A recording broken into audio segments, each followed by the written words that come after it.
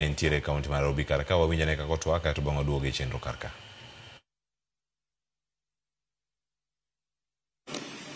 I am going to have an extensive conversation with you based on the request.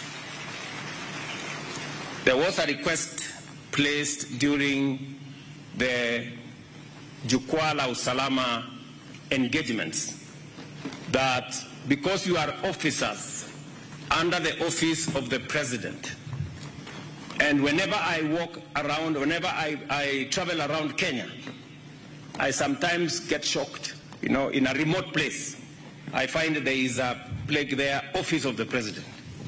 And sometimes I wonder how I have an office in some very remote place. And because you are officers under the office of the president, it is only fair that you meet the president. And so that appointment is tomorrow morning for breakfast, and then we will have an extensive conversation. Kwa sababu nyinyi mlikuwa mnanitafuta na mimi pia nilikuwa nawatafuta. So tutakutana kesho. Mimi nataka niwapongeze machiefs wetu, assistant chiefs wetu. Kazi ile mnafanya mashinani, nyinyi ni kiungo ya muhimu sana kati ya serikali na wananchi. Na mimi nawatambua kwa kazi nzuri mnayofanya. Sio kazi rahisi, ni kazi ya kujitolea, ni kazi ya kushirikisha idara tofauti tofauti, wizara tofauti tofauti. Na kazi hiyo ni kazi ambayo inahitaji officers ambao wamejitolea. Mimi nawashukuru sana kwa kujitolea kwenu, kwa ile kazi mnafanya. Mumesikia ya kwamba mbali na kazi ambayo tunaendesha kama serikali, ya kilimo, ya afya, ya affordable housing, ya masomo, pia tuko na changamoto ya mambo ya ukosefu wa usalama.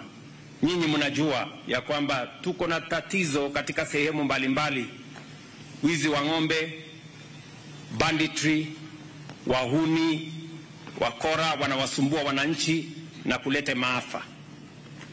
Katika hizo sehemu zote, mimi nataka niwaulize nyinyi kama officers, frontline officers, wale officers wa mstari ya mbele, nyinyi ndio mtatusaidia kujua hawa watu ni kina nani, kwa sababu haiwezekani wahalifu waishi mahali popote Kenya pasipojulikana, kwa sababu tuko na chief na assistant chief kwa kila kona ya taifa letu la Kenya.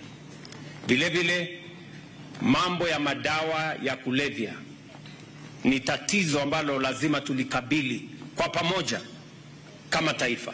Tunapoteza vijana wengi ambao wanaangaishwa na madawa ya kulevya na ulevi na mambo yale mengine yote ambayo yanasababisha hata uhalifu uendelee katika sehemu tofauti tofauti. Na tumekubaliana ya kwamba mambo ya madawa ya kulevya, mambo ya pombe haramu, tutafanya kazi hiyo as a whole of government approach, tukiongozwa na ngao officers. Vile vile tumekubaliana ya kwamba sisi ni nchi ambayo tunafuata sheria. Wale ambao wanatumia vijana kama wahuni, watu ambao wanatumika kulete fujo, kupiganisha wananchi, kulete maafa, hawa ni watu ambao hatuwezi kukubali.